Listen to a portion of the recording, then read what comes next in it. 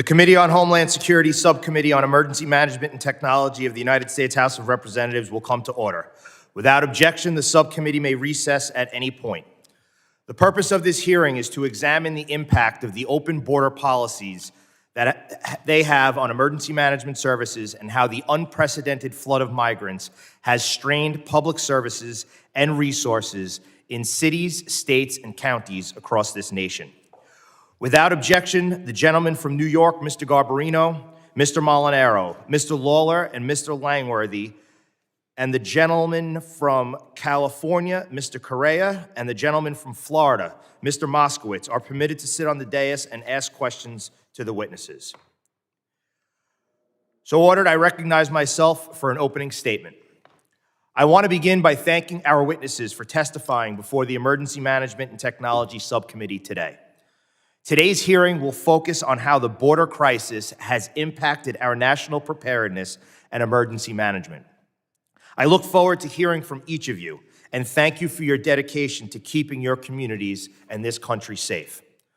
As members of this subcommittee, it is important that we shed light on what is happening to our nation's emergency services as a result of the unprecedented surge in illegal immigration.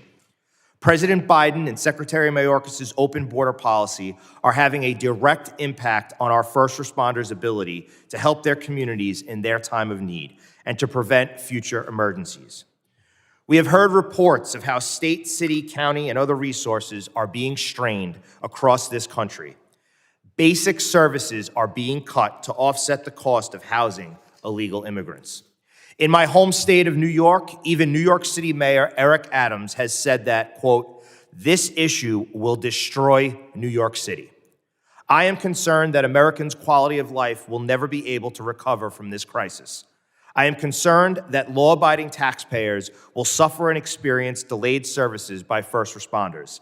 And I am concerned that we will have gaps in our national preparedness and response should a significant event occur. As a former councilman in America's largest town, a retired NYPD detective, and former chief of the Island Park Fire Department, I know firsthand that emergency preparedness requires advanced investigation, training, and resources. And it is essential for protecting vulnerable communities from extreme weather events, man-made disasters, and acts of terrorism. However, emergency personnel such as police and fire departments are diverting much of their attention to managing the thousands of migrants who are arriving weekly in their communities. In 2023 white paper, the National Emergency Management Association stated that emergency management agencies and systems are being strained due to being asked to, quote, "provide support to a growing number of challenges not related to natural hazards such as cyber attacks, school safety, homelessness, the opioid crisis, and the humanitarian support for migrants." This committee has already investigated the humanitarian cost of the migrant crisis to cities across this great country. However, as the Subcommittee on Emergency Management and Technology, it is important that we specifically assess how the border crisis has hindered emergency preparedness and first responder services. Last week, I had the pleasure of traveling to Ranking Member Carter's district in New Orleans to conduct a hearing on the state of emergency preparedness in coastal communities, and had the opportunity to view completed and ongoing recovery projects following Hurricane Katrina. It was sobering to see the foundations of houses that were never rebuilt, and to think all those stranded during the immense flooding. Before Hurricane Katrina made landfall in 2005, the state of Louisiana evacuated an estimated 1.5 million people. Government officials were challenged to relocate and house people in every gymnasium and open space available. With this in mind, how is the unprecedented migrant crisis impacting our preparedness for future emergencies? Cities across this nation are already having difficulty managing the migrant population, leaving very little room and resources for disaster preparedness.